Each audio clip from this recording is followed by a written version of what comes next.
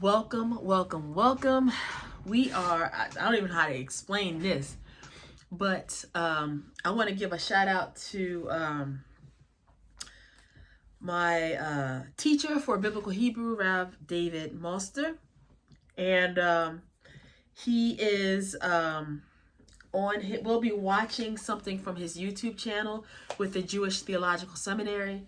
It's called BiblicalCulture is his channel, or the channel for the school. And we're actually going to do, we're gonna do this video together. It's a YouTube video. It's called 3D walkthrough of the temple in Jerusalem. And the video, it's actually Rav Moster going through this app that is created by this Christian group that's called Immersive Virtual Reality. That does immersive virtual reality, and they do biblical history along with. They also, I think their name is Immersion. Did I write their name? He's gonna say their name, and I'm also gonna put the links that he puts in. But they also do immersion reality. I don't know how you call it. For blockbuster movies such as X-Men, Avatar, The Hobbit, and The Chosen. So we're going to actually go with Rav Moster through a 3D tour of the temple. And this is so awesome because Rav Bernstein did a temple tour but using a 2D map. And I was like, oh, Hashem, I didn't know how to translate that to you. And then here, the next thing I know, Hashem bring this awesome video from Rav Moster from a year ago. So we're going to do that together. We're going to see the court of the Gentiles, women's court. We're going to see the mikveh, how the animals are handled, the Holy of Holies area, how they clean the Holy of Holies, the chamber of the Nazarites, access to the roof. We're going to see all this stuff. This is not a shiur, but I'd like to dedicate this time to Rav Stephen Bernstein, my mother Iris Elizabeth Roque, and also Carolyn Jones. Who would you like to dedicate this time to? May their memories be for a blessing. Okay, let's go. I hope that I don't have any any commercials in this video. All right, here we go. When you don't pay. All right, here we go. Let's go. Welcome to Jerusalem in the first century as understood by the app called Immersive Herod's Temple. You can get this app for free and explore yourself. Thank you for meeting me at the Hulda gates. We enter on the right and we'll exit on the left. I see you have done everything you need to go to the temple. You have your sheep ready for the Thanksgiving sacrifice. You have gone to the waters of the mikveh and become pure, and thank you for not wearing any shoes. This mount, which we are about to see, was the construction of Herod the Great. Herod the Great was a very powerful, ruthless leader at the end of the 1st century BC, and he renovated and rebuilt the second temple in Jerusalem. The first temple of King Solomon was destroyed many centuries earlier. And he built this with about 11,000 people, and it took about 9-10 years. And what we're looking right here in the back, the first thing you see is Herod built for himself a royal portico, a royal court, where he and all those officials who were with him would be able to spend their time at the center of Jerusalem, and that means at the temple. So here we have the royal court, and this is where if you had any connection with the great, mighty, and cruel Herod, you would be able to come here and spend your time. And this would protect you not only from rain, but perhaps more importantly from the blazing sun in Jerusalem, especially in those summer months. So this is the royal court. Josephus calls it one of the most magnificent buildings ever, but here it is. We are now leaving the royal court, and we are at the court of the Gentiles. This would be the last place where a non-Jew would be able to be in the temple itself, and at this time, this means the Romans. And there would have been people selling many, many different things here. You can imagine, for example, there being money changers, so that people could change their money to give the exact half shekel to the temple. And so at this point there would be many stores, especially in the porches surrounding this area. Here we come to the Soreg, which says Gentiles. Okay, so I just want to pause. Did you see that how cool is that? So the first part is the Gentile court, well, the royal court. Now we know where people were hanging out when they're coming to the temple and these higher ups. So we get to see that. And then we just saw that royal court. And then we just saw the court of the Gentiles, where he said, Rav Moster said, if you're a Gentile, this would have been the last stop for you. This would have been as far as you could go. And then he's saying, and this is also an area where people are doing business, money exchange for animals, things of this nature. So, wow. So we see where the business part is. And for those of us that's familiar with the Christian scriptures, where you see Yeshua turning over the table of the money lenders or whoever, whatever's going on there, that would probably where that's happening. And I know Rab Bernstein taught us that, I believe it was, Rab Bernstein taught us that one of the reasons that Yeshua was mad in that instance was because their scales were unfair, and they weren't doing proper business, if you will. Okay, so royal court, Gentile court, now we're in this soreg. Let's go. You are not allowed to move past here, but don't worry, you can come on my tour if this is where all you would have been able to go to. Here we're going to a region coming up on the Chel. The Chel was basically... I'm just going to rewind that a bit. So at this point there would be many stores, especially in the porches surrounding this area. Here we come up to the soreg, which says, Gentiles, you are not allowed to move past here, but don't worry, you can come on my tour if this is where all you would have been able to go to. Here we're going to a region coming up on the Chel. The Chel was...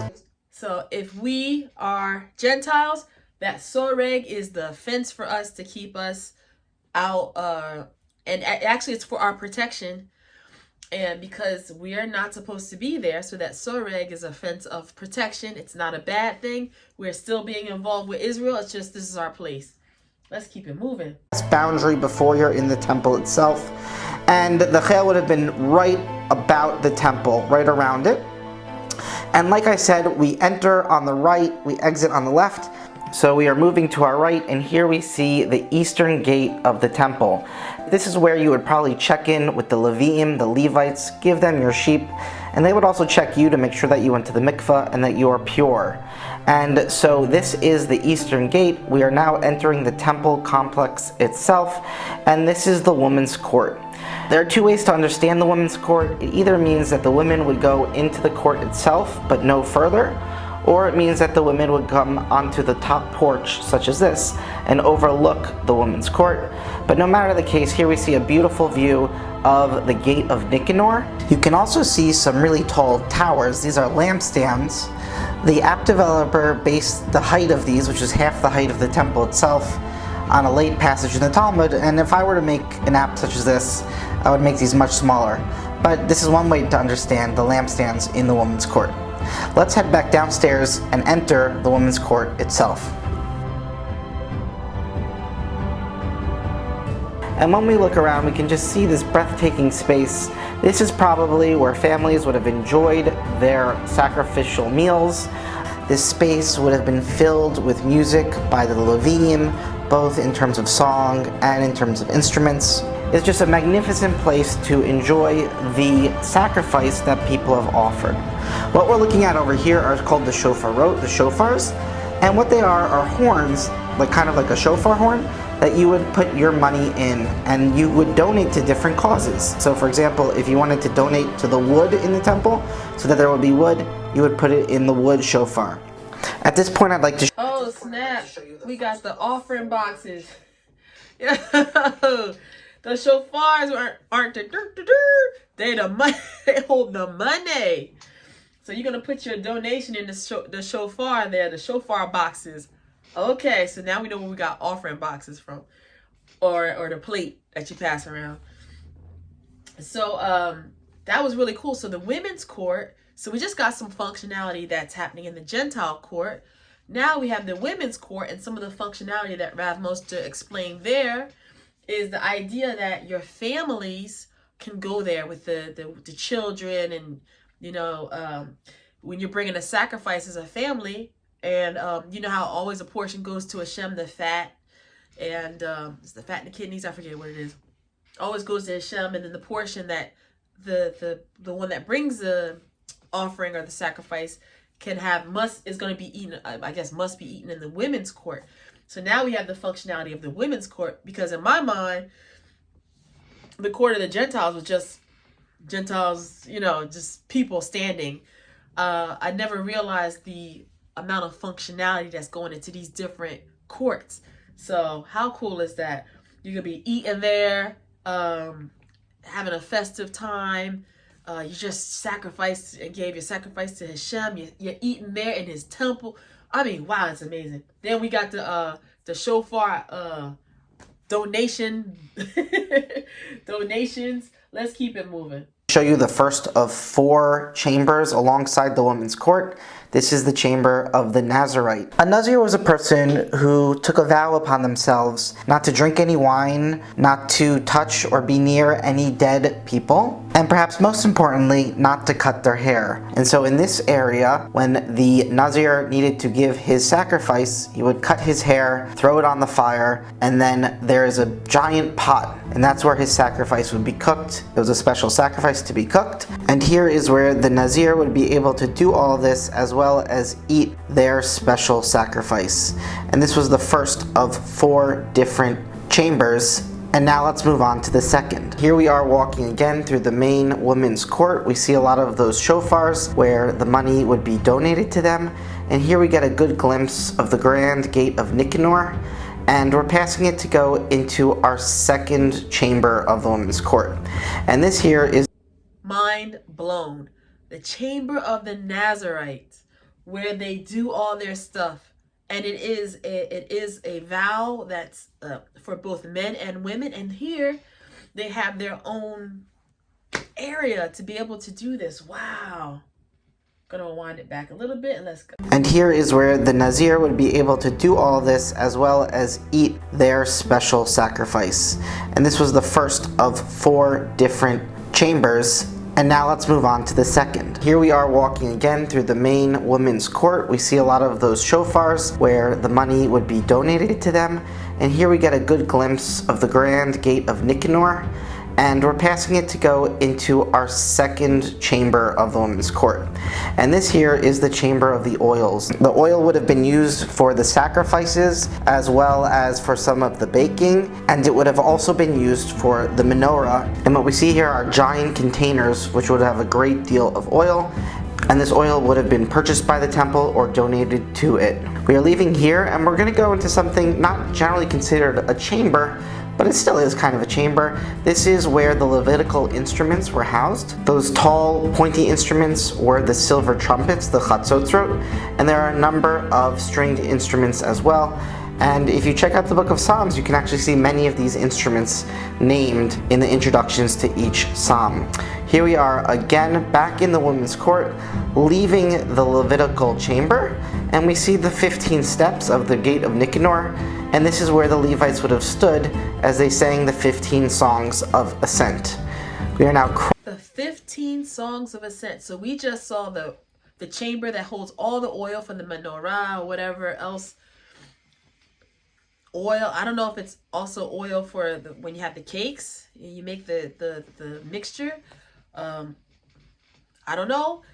And then we saw a chamber that held all the instruments for the Levites, and the Levites sang, and we saw the 15 steps where they would sing their stage, if you will.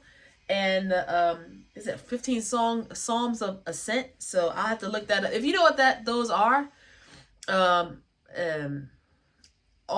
thinking of those halal songs, but the five halal songs, but I don't know the 15 songs of ascent. If you know what that is, please put it down below in the comment section. Help us out, huh? All right, let's keep it moving. Crossing over the women's court, which on a festival day would have had thousands and thousands and thousands of people.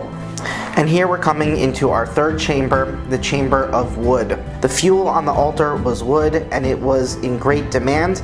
And unfortunately, in Israel, there weren't many trees. It's not a really wooded, foresty area. And so anybody who would donate wood, that would be a great thing to donate, and it needed to be stored up and used on the altar. back to the women's court, passing more of those shofars. Interestingly, the temple was free. It did not cost any money to enter. It did not cost any money to offer a sacrifice. There were only donations. And here we come to our fourth and final chamber. This is the chamber of the lepers, Sara'at. And anybody who had leprosy, Sara'at, they would come to the temple. There would be many steps in their attainment of purity, but one of them was here. You can't really see it well, but this is supposed to be a mikveh, a place for people to immerse themselves in water. Although you might not expect it, there are actually many cisterns on the Temple Mount. That means that these are areas that collect rainwater, and one of them was built so large, it was called the Great Sea, and the Great Sea could hold 2 million gallons of water. So at this point in time, we are going to leave the women's... Okay, so we got the court of the Nazarites, chamber of the Nazarites, chamber of oil, chamber of wood, and then the chamber for the those with ta'arat. We say leprosy, but it's not that. Can you imagine you going up into the temple and you have that chamber of ta'arat? Now, we understand from the Torah that they're finishing their purification ritual because they've been declared by the Kohen to be clean. So you ain't seeing people walking like the arms falling off and stuff. They're good. They just have to do the cleansing, the mikveh, the living water.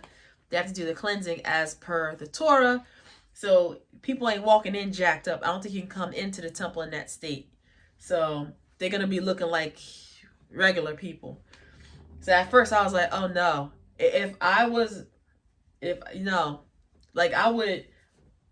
detour just so I I know everybody was like, if your sheep went running and it went toward the chamber of the Zaharat people, yeah, that's just one lost sheep. Cause I ain't going over there and fetching that. But I thought about, no, these people they're already healed up. They just finishing the last part of their ritual purification. All right, let's bring it back again. Here we got these 15 steps coming up. So at this point in time, we are going to leave the women's court and come and let's take a look at what is next. We have going through the gate of Nicanor, and here we are at the second major court, the court of the Israelites, where everyone from Israel who was not a priest or a Levite, this is where they would stand to watch the animal that they brought to the temple. This is where they would watch it get slaughtered and offered by the priests. And we can see over here that there's a gate that the people are not able to go any further. And also the developers of the app put in this little box here. I'm not quite sure what it is exactly, but perhaps that was a place where the Levites would stand and sing while the offerings were being offered. All right, now let's head into the actual court of the priests, the third and final court.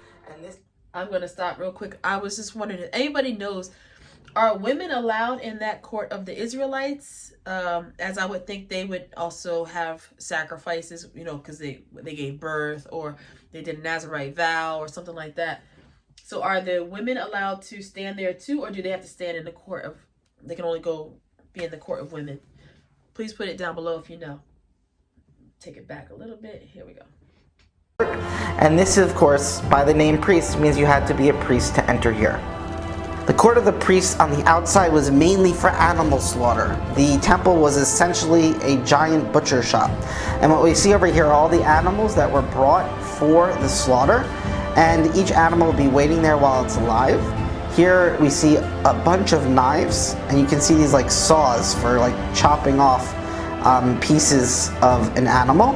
And over here we see where the animals would be slaughtered. So here we have a table for the slaughtering of animals. And then over here what we have in the temple is these hooks. And at this point the animals would be skinned, and all their innards that are kind of not being put on the altar and not eaten, they would have been gone away with. I assume they would have been brought outside of the city. But there we have the animals, and once the animal is slaughtered, the priest is going to bring it, but not put his back to the temple. See, we're going to walk backwards. We don't want to actually put our back to the temple. And so over here we're going to go up the magnificent altar. Even in the Torah, it says that the altar shouldn't have steps, so there's a gigantic ramp. And here we have a magnificently large altar where you could have many areas of fire to put the sacrifices on. And here we have some altar tools, like there's the machteh, the fire pan. Here we have where some of the liquids would be, and this is all in front of God's home. This is all in front of the temple itself. Over here we can see the horns of the altar. There would have been horns. There would even be these two things that are not depicted here, but two nostrils, where you could pour the extra blood and the extra oil down so that it would drain out. So let's leave the altar, and now we are going to start heading over to the main area of God's house, the temple itself. And this is just a beautiful rendition. Did you guys see that altar? You see that big structure? Now, I had in my mind, I didn't realize it would just be flat. I had thought it would have a place where some of the ashes and stuff could fall through, but it's literally a flat surface that you build a pyre on top of, and I guess in whatever direction, because some offerings get burnt on the north side, some get burnt on this side and that. So interesting. Okay, let's keep it moving. Here you can see the shiny gold edifice, the giant columns, just a magnificent place. Here we are coming upon the kior, the laver, and this is where we would be washing our hands and our feet to make sure that we are pure before we enter the temple itself. We are about to enter the temple. Needless to say, this is only for priests to enter. And here we're going to enter by first ascending the stairs to the ulam, the entrance hall. You could think of the ulam as like a porch or an entrance hall in a house. It's the first step, but it's not really inside. It's both inside and out. And here we actually see a priest in the priestly garb. And this is typical fashion for a priest, a kohen, and we will see more garments soon when we see the high priest. So we are in the porch. For some reason, this app does not include, there would have been two tables here for the showbreads. One that's supposed to go in next week and one that came from last week. But over here we also see the magnificent columns with the golden vine around them. And that golden vine would have been people would donate money and then they would put the gold on that vine. We're now entering the main sanctuary through the double doors. And as you can see here, and this is something really fascinating that this app taught me much more than anything else, is that there are these little side corridors, and we'll get to those soon. But here we are in the sanctuary, and this is known as the heichal. And right now we're looking at a priest who is lighting the lamp, the menorah, the gold menorah. And if you think about it, why is there a lamp? Well, this is God's house, and there are no windows. So with no windows, you need some light, and that's what the menorah is providing. The menorah is providing light. I told this to my daughter, and she said, well, why don't you have windows? And I thought that was a very good question. So I don't know, but since there are no windows, that's when you get the menorah. Here we see the showbread. You would have the showbread presented to God, and like I said, there would have been showbread outside, two tables for that too. And over here, what we're going to see is the incense altar. And the incense was very important because if you are a slaughterhouse in a hot place like Jerusalem, there is a... What y'all think about that showbread? I saw pancakes. I saw IHOP pancakes. I thought showbread was looking like challah bread. You know, the three strand braid. You know, challah. I wasn't expecting pancakes.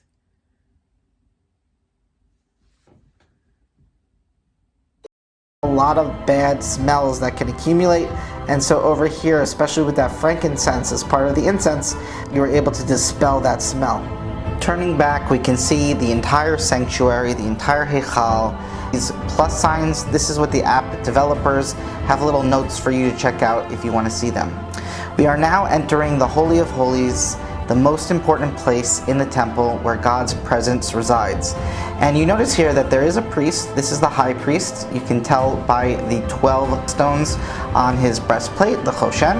And in this area, you notice there's not much else. In times gone by, there would have been the ark and the cherubim, the keruvim, but these are gone. So in this space, the only thing that exists is a mark on the floor where the ark should have been. Interestingly, many people think that they can see that space on the rock, which is currently in the Dome of the Rock on the Temple Mount in Jerusalem. So here we are in the Holy of Holies, a breathtaking space where only one human being is allowed to enter at one time in the year, and that is on Yom Kippur, the Day of Atonement, and that is the Kohen Gadol, the High Priest. Alright, let's take a look at some of those really interesting caverns in the temple that I did not know about until this app. Let's take a look.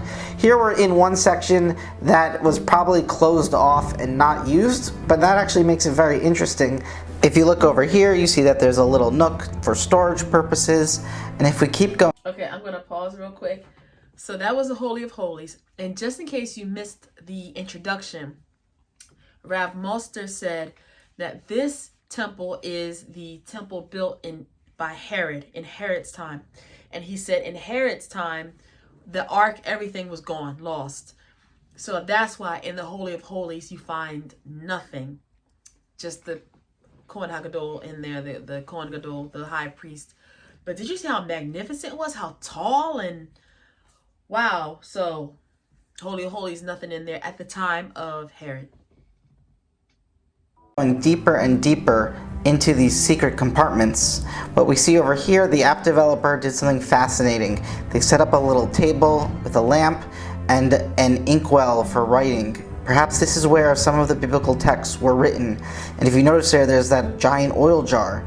That oil jar is the same kind of jar that the Dead Sea Scrolls were kept in. So perhaps there were some amazing texts in that jar. Perhaps those were the texts that we have in our Tanakh, in our Hebrew Bible, or perhaps they were other texts that we do not know of today. Okay, so these are some of the compartments. Let me show you some even more exciting compartments. We are now ascending 3 flights of stairs on the north side of the temple. At this moment, we are walking alongside the Holy of Holies itself. And as we ascend the 3rd flight of stairs, we are going to find ourselves at the roof of the temple. And what we're looking over here, that is the Antonia Fortress, named for Mark Antony. And that is basically what Herod built so that the Romans could have a place to secure the temple and be in charge of the temple, and that they would have an area. And it is ironic that that area, that fortress, actually became a Jewish stronghold against the Romans just 70 years later. And so what we're looking at over here, we are on the roof of the temple itself, a place where almost nobody on earth has ever been to except for us and a few priests. And we are going up, and over here we can see a large room, and that if we actually turn back, we'll see even more compartments. When you see the purple tapestry, that marks off the Holy of Holies is right below that section, and we'll get there in just a moment. As we ascend even higher and higher, you can get to the tippy top of the temple itself, and we see more storage areas. This was a real place and it needed real storage. I really like how they included so many storage areas. I tried getting to the top roof on the app, but for some reason I wasn't able to get there. If you download the app and you're able to get there, please let me know what is on the top of the tippy top roof. But now let's turn back to what for me is my favorite part of this entire app. When I was a young boy, I remember learning about this. And what we see here, we are on top of the Holy of Holies itself, and you see some cool contraptions. And that's because what we are doing here are lowering priests down into the Holy of Holies inside a box. Now, these priests are not allowed in the Holy of Holies. But there's a problem. What happens if you need to clean it? What happens if an animal goes in there and dies? What happens if something spills and leaks into it? What are you going to do?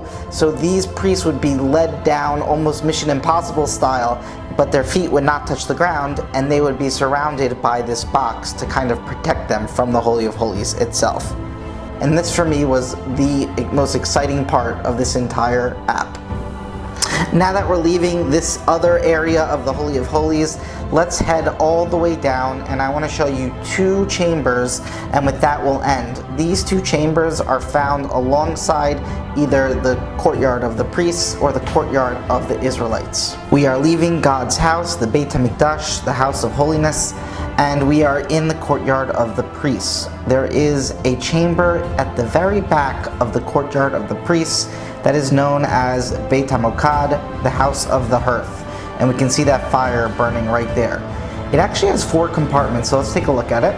The first one are for the lambs that we can see, the lambs that would be for the sacrifice. The second area is where the breads that would be presented in the Heichal, in the sanctuary. Where are those breads baked? They are baked right here in the Beit HaMokad, the house of the hearth. Here we're passing some clothing, where you would get your clothing to wear as a priest. And here we see a nice large fire to keep the space warm. Notice how here there actually is a roof, something interesting for the chambers. And where would the priest sleep? Well, they would sleep right here. You didn't go home after your day's service in the temple. You would sleep right here, and the app maker made some very nice beds, and people would have been sleeping on the floor as well. There would have been many, many, many priests here, especially at the time of the holidays. Now, where did the priests eat? Hey, here it is, right here. The app developers made some really nice picnic tables. This is where the bread and the meat from all of those sacrifices, this is where it would be eaten and enjoyed by the priests themselves. We now come to the third section of this area, and those are the stones from the altar that was defiled in the days of the Hasmoneans, the Chashmonaim. And finally, remember those cisterns I told you about, all the water on the Temple Mount?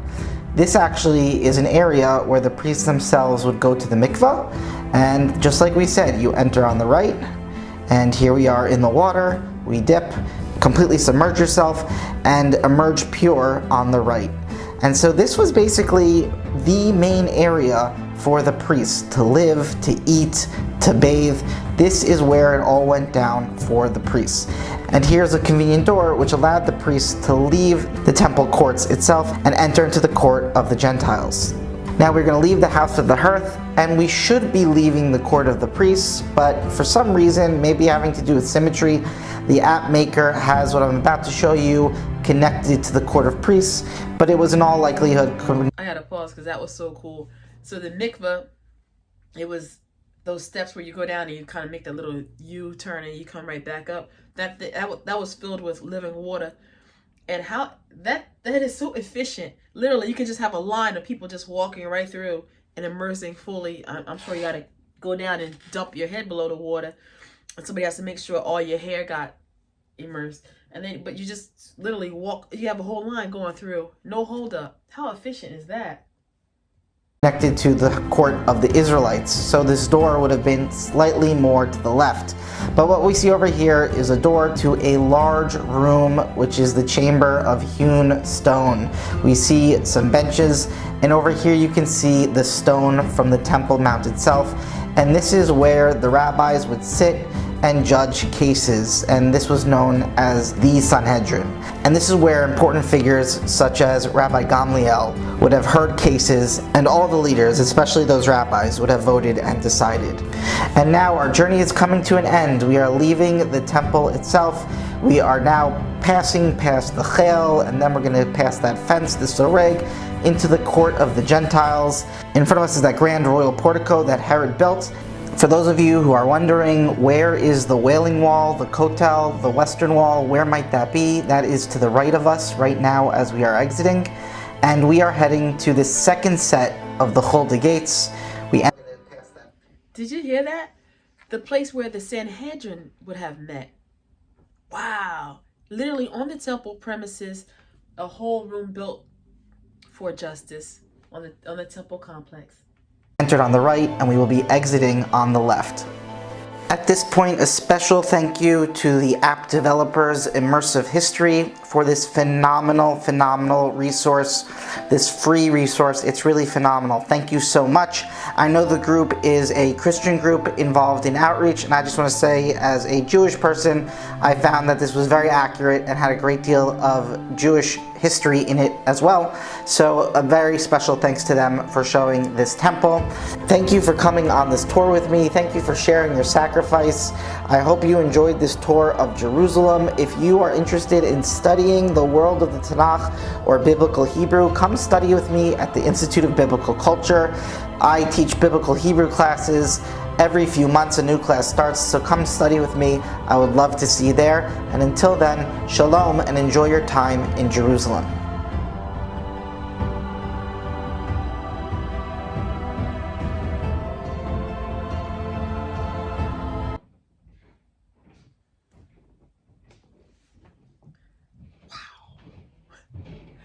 I hope you enjoyed that. That was such a treat. I'll put the link down for this video in the notes, and go check it out for yourselves. But you know, when we study together. So I want to watch this video together with you. Rav Moster makes a lot of great informational things, and I might do that a few times where we just watch a video together and kind of talk it out.